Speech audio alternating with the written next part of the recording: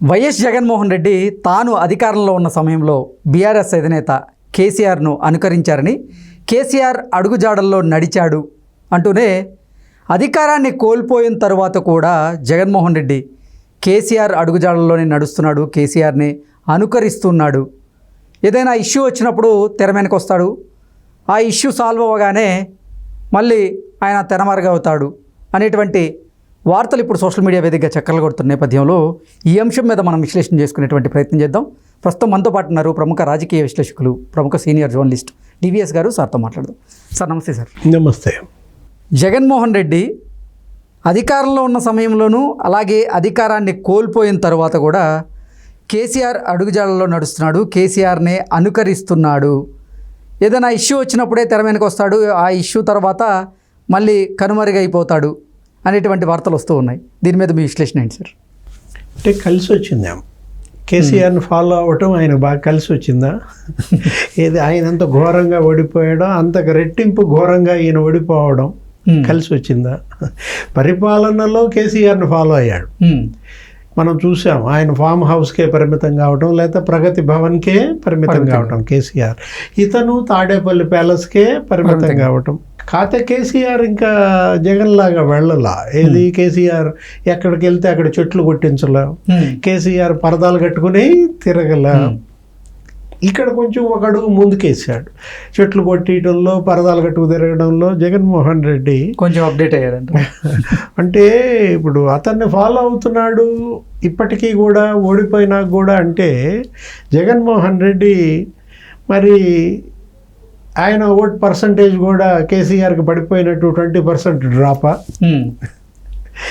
మనం చూసాం. కేసీఆర్కి అసెంబ్లీలో 37% వచ్చాయి. అవును. కానీ పార్లమెంట్ ఎన్నికల్లో 4 నెలల్లో నీకేమైపోయింది? 17%కి పడిపోయాడు. 20% పోయింది ఓట్ బ్యాంక్. థర్డ్ ప్లేస్కి వెళ్ళిపోయాడు. 17 పార్లమెంట్ సీట్లలో 15 సీట్లలో 3వ స్థానం. అసలు ఉంటుందా లేదా ఆ పార్టీ? ఇవాళ ఏంటి, బీఆర్ఎస్ తెలంగాణలో రెపరెపలాడుతోంది. ఇప్పుడు ఆ దీపం ఎప్పుడు ఆరుదో తెలియదు. రేవంత్ రెడ్డి ఉఫ్ అంటాడా, లేకపోతే కిషన్ రెడ్డి ఉఫ్ అంటాడా అర్థం కావట్లేదు. ఎవరు ఉఫ్ అన్నా ఆరిపోయే పరిస్థితుల్లో అక్కడ రెపరెపలాడే దీపంలా ఉన్న బీఆర్ఎస్, కేసీఆర్, జగన్మోహన్ రెడ్డి కూడా అదేనా? ఇతను కూడా మరి 2-3 నెలల్లోనే ఈయన ఓట్ బ్యాంక్ కూడా 40% నుంచి 20% పడిపోద్దా? ఎందుకంటే ఇంకా నీకు తెలంగాణకి ఆంధ్రాకి పోల్చినప్పుడు అక్కడ ప్రతిపక్షంగా బీఆర్ఎస్, ఇక్కడ ప్రతిపక్షంగా జగన్, వైఎస్ఆర్ కాంగ్రెస్ పార్టీ పోల్చినప్పుడు వాళ్ళు గైరు.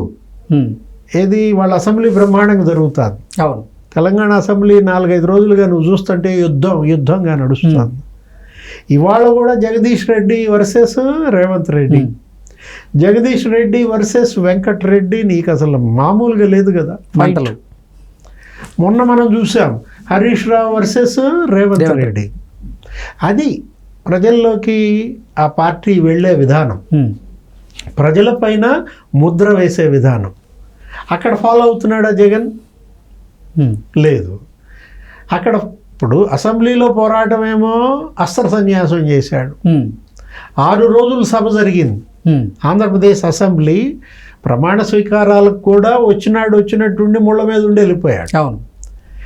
6 రోజులు మొన్న ఓట్ ఆన్ అకౌంట్ బడ్జెట్ సమావేశాలు జరిపితే అతను వెళ్ళకపోగా మిగతా 10 మందిని జడగొట్టాడు. నేను వెళ్ళను, మీరు వెళ్ళొద్దు. అందరూ కలిసి కట్టకట్టుకుని ఢిల్లీ వెళ్ళారు. ఢిల్లీలో ఏదో ధర్నా అనే ఒక డ్రామా, అది అటర్ ఫ్లాప్ అన్నారు. ఏంటి, అక్కడ 200 మంది చేరితే 100 మంది పోలీసులు, ఓ 30-40 మంది జాతీయ పార్టీలు, దేశంలో ఇతర పార్టీల వాళ్ళే అన్నారు. అతను పెట్టిన ఎగ్జిబిషన్ కూడా నీకు అపహాస్యపాలైంది. ఆ ఫోటో ఎగ్జిబిషన్ ఏదో పెడితే, ఏది అక్కడ ఎవరు రషీద్ అనే అతను మర్డరో లేకపోతే ఇంకా వేరే వాళ్ళ మర్డర్లు కొన్ని చూపించి ఇంత అరాచకం జరుగుతోంది, రూల్ ఆఫ్ లా లేదు అన్నాడు. 50 రోజుల్లో రూల్ ఆఫ్ లా లేదు అంటే మరి ఆయన 5 సంవత్సరాల్లో రూల్ ఆఫ్ లా ఉందా? జగన్ ఏది మాట్లాడినా బెడిసి కొడుతుంది ప్రజల్లో. అది నీకు బూమ్రాంగ్ అవుతుంది, అతనికే వచ్చి తగులుతున్నాయి. ఇప్పుడు ఇలాంటి పరిస్థితుల్లో అతను కేసీఆర్ని ఫాలో అవ్వటలేదు. ఇప్పుడు కేసీఆర్ అతను అసెంబ్లీకి పోకపోయినా నీకు అక్కడ హరీష్ రావు, కేటీఆర్, ఆయన మిగతా ప్రతినిధులు బీఆర్ఎస్ వాయిస్ వినిపిస్తున్నారు. రక్తి కడుతోంది అక్కడ పోరాటం. అక్కడ ఒక టైంలో తెలంగాణలో ఏం జరిగింది, జాతీయ పార్టీలే ఇక తెలంగాణలో బీజేపీ కాంగ్రెస్ మధ్య నడుస్తోంది తప్ప బీఆర్ఎస్ థర్డ్ ప్లేస్కి వెళ్ళిపోయిన దాంట్లో ఇప్పుడు ఈ పోరాటం వాళ్ళకి కలిసి వచ్చే అంశం. బీజేపీ కన్నా మేమే ముందున్నామని చెప్పే ప్రయత్నం. జగన్మోహన్ రెడ్డి ఆ పరిస్థితి లేదు. అక్కడ ఏం చేస్తున్నాడు, స్థిమితం లేదు, కాలుగాలిన పిల్లిలా తిరుగుతున్నాడు, ఒక చోట నిలకడ లేదు. ఇప్పుడు పిల్లి కనుక నీకు ఒక ఇంటి నుంచి ఒక ఇంటికి ఎట్లా పిల్లలను పట్టుకుని తిరుగుద్దో అలా పిల్లి తన పిల్లలను పట్టుకు తిరిగినట్టుగా తిరుగుతున్నాడు. తాడేపల్లిలో ఉండడు, పులివెందులు వెళ్తాడు, అక్కడ ఉండడు, బెంగళూరు వెళ్తాడు, బెంగళూరులో వారం ఉన్నాడో లేదో మళ్ళీ వచ్చి పడతాడు, మళ్ళీ ఢిల్లీ అంటాడు. ఇట్లా స్థిమితం లేకుండా తిరుగుతున్న జగన్మోహన్ రెడ్డి కేసీఆర్ మరి ఫాలో అవటం లేదు. కేసీఆర్ ఒక దాంట్లో ఫాలో అవుతున్నారా ఏంటి, ఇద్దరి ఉమ్మడి గమ్యం విలీనమా బీజేపీలో? ఇప్పుడు బీజేపీలోనా ఇండియా కూటమిలోనా సార్? ఇప్పుడు అదే అర్థం కాని అంశం. ఏది ఇవాళ కేసీఆర్ ఇండియా కూటమి వైపు లేడు. ఎందుకని కేసీఆర్ మరి బీజేపీ వైపు మళ్ళుతున్నాడు అనేది జరుగుతుంది. కూతురు ఇవాళ జైల్లో నుంచి బయటికి రావాలన్నా విలీన చర్చలు జరుగుతున్నాయి, ఇప్పటికే మాట్లాడుకున్నారనే ప్రచారం మనం చూసాం. మరి బీఆర్ఎస్ బీజేపీలో విలీనం జరుగుద్దా జరగదా అది మనకి రాబోయే రోజుల్లో తేలిపోతుంది. జగన్మోహన్ రెడ్డి భవితవ్యం ఎటు, ఆయన అడుగులు ఎటు పడుతున్నాయి. మొన్న ఢిల్లీ ధర్నాలో ఏం చేశాడు, ఇండియా కూటమి పక్షాలన్నీ పిలిచాడు. అఖిలేష్ యాదవ్, సంజయ్ రౌత్, తంబిదురై, అబ్దుల్ వహాబ్, ముస్లిం లీగ్ కానీ, అన్నాడీఎంకే, లేకపోతే టీఎంసీ, ఆప్, ఎవరెవరో వచ్చారు.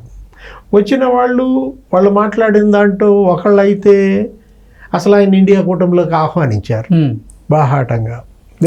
ప్రధాని అన్నారు, అది మిస్ఫైర్ అయింది. ఇది ప్రధాని అనేసరికి ఈయన దిక్కులు చూశాడు, ఈ విషయం ఎక్కడ మోడీ వింటాడా అన్నట్టుగా. జగన్మోహన్ రెడ్డి ఇవాళ ముఖ్యమంత్రిగా ఓడిపోయినా రేపు అతను భవిష్యత్తులో ప్రధాని అయ్యే అవకాశం ఉందన్నాడు. అంటే ఇప్పుడు అతనికి అందినటువంటి బరువు తగ్గట్టుగా ఆ మాట చెప్పుంటాడు. బాగా బరువు అందిందేమో విజయసాయి రెడ్డి, ఇక ఆయన మరి ప్రధాని అనేసినట్టున్నాడు. పెట్టిన ధర్నా ఢిల్లీలో జగన్మోహన్ రెడ్డి ఇండియా కూటమి వైపు దగ్గర చేస్తోందా, బీజేపీని బ్లాక్మెయిల్ చేయడానికి పెట్టారా? ఎందుకంటే అపాయింట్మెంట్ అడిగితే నిరాకరించారు. ఈ అరాచకాల పైన నేను వినతిపత్రం ఇస్తానంటే రాష్ట్రపతి కానీ, ప్రధానమంత్రి కానీ, అమిత్ షా కానీ ఎవరు అపాయింట్మెంట్ ఇవ్వని పరిస్థితుల్లో మరుసటి రోజే వచ్చేసాడు, వెనక్కి తిరిగి బెంగళూరు వెళ్ళిపోయాడు. జగన్మోహన్ రెడ్డి భవితవ్యం ఏంటి అంటే జనాన్ని వదిలేశాడు. జనంలో ఉండాల్సిన జగన్ జనానికి దూరం అయిపోయాడు. ఆ ప్లేస్ కోసం చెల్లి అడుగు పెడతాను. ఎవరు, షర్మిల ఇవాళ ప్రతిపక్షం నేనే అంటాను. వరద బాధితులకి ఆమె పర్యటించింది. ప్రతిపక్ష హోదా అడగడానికి సిగ్గులేదా, నీకు అసలు ఎమ్మెల్యేగా ఉండే అర్హత కూడా లేదు అంటూ వ్యాఖ్యలు చేశారు. ఎవరు, తెలుగుదేశం విమర్శ కాదు, జనసేన విమర్శ కాదు, బీజేపీ విమర్శ కాదు. ఇప్పుడు జగన్ ఇవాళ ఎవరి విమర్శలకు సమాధానం చెప్పాలి? చెల్లి విమర్శలకే అతను జవాబు చెప్పలేని పరిస్థితిలో అంత డిఫెన్స్లో పడతామంటే అతను అసలు పులివెందుల ఎమ్మెల్యేగానే అనర్హుడంది. అసెంబ్లీకి నువ్వు వెళ్ళకపోయావంటే ఇక నీకు ఆ శాసనసభ్యత్వం ఎందుకు, రాజీనామా చేయమని డిమాండ్ చేసింది. మరి రాజీనామా చేస్తాడా? రేపటి సమావేశాలకైనా ఆయన వెళ్తాడా లేదా? కేసీఆర్ కంటే ఒక వంక ఉంది. కేసీఆర్ ఏం జరిగింది, బాత్రూంలో పడ్డాడు, బెడ్ రెస్ట్. అవును, నీకు అత్తుంటే ఎముక ఏదో ఆపరేషన్ జరిగింది. 2-3 నెలలు ఆయన వెళ్ళకపోయినా జనం ఏమీ అడగలేదు, బ్లేమ్ చేయలేదు. ఎందుకని, పడ్డాడు, ఏం వెళ్తాడులే, చికిత్స జరిగింది కదా. ఒక 4 నెలలు అందరూ వెళ్ళి పరామర్శించడమే జరిగింది కదా. రేవంత్ రెడ్డి కూడా వెళ్ళి పరామర్శించాడు కదా హాస్పిటల్కి. అలాంటి పరిస్థితి జగన్కి లేదు. ఇప్పుడు జగన్మోహన్ రెడ్డి అసెంబ్లీ ఎగ్గొట్టాలంటే బాత్రూంలో పడాలి. అది కూడా తను చిన్న, ఆయన అంటే పెద్ద వయసు, ఉమ్, ఈయన ఎంత ఉంటుంది ఈయనకి ఏజ్కి మహా అంటే 54, 53 ఏళ్ళు కదా. ఉమ్, అనారోగ్య కారణాలతో అసెంబ్లీకి పోలేదు అని చెప్పలేని పరిస్థితి. దిట్టంగా ఉన్నాడు, ఎందుకు వెళ్ళడు? ఉమ్, చెల్లె అడుగుతోంది కదా, షర్మిల చేసే విమర్శలు మనం చూస్తున్నాం కదా. ఉమ్, వరద బాధితులకి నేను వెళ్ళాను, వాళ్ళ దగ్గర నిలబడ్డాను, మొలలోతు నీళ్లల్లో దిగాను, డిమాండ్ చేశాను, ముఖ్యమంత్రికి లెటర్ రాశాను. షర్మిల విమర్శలకి గమ్మత్ ఏంటంటే కృష్ణ, సార్, ప్రభుత్వం స్పందిస్తోంది. ఉమ్, ఆమె చేసే ప్రతి విమర్శకి ప్రభుత్వం నీకు రెస్పాండ్ అయ్యి చేస్తోంది. ఉమ్, ఇప్పుడు వాళ్ళకి పరిహారం డిమాండ్ చేసింది, 5 జిల్లాల్లో రైతులు ఇబ్బంది పడుతున్నారని. ఉమ్, వెంటనే ముఖ్యమంత్రి స్పందించి నీకు అయ్యని పంపిణీ బిగించేశారు. ఉమ్, నిన్న మనం చూసాం 5 మంత్రులు పర్యటించారు, ఉమ్, అచ్చెన్నాయుడు, అనిత, రామానాయుడు. ఉమ్, ఇది కదా కావాల్సింది. ప్రతిపక్షం అనేది నిలదీయాలి, అధికార పక్షం ప్రజల్లోకి రావాలి. ఉమ్, ప్రతిపక్షంగా జగన్మోహన్ రెడ్డి వైఫల్యం రేపు అతని పార్టీనే మింగేస్తుందా? జగన్మోహన్ రెడ్డి స్థానంలోకి షర్మిల వస్తుందా? ఉమ్, జగన్ పార్టీ స్థానంలోకి ఇవాళ షర్మిల పార్టీ అడుగు పెడుతుందా? ఓకే. 40% ఓట్ బ్యాంక్ 20%కి పడిపోతుంది. ఉమ్.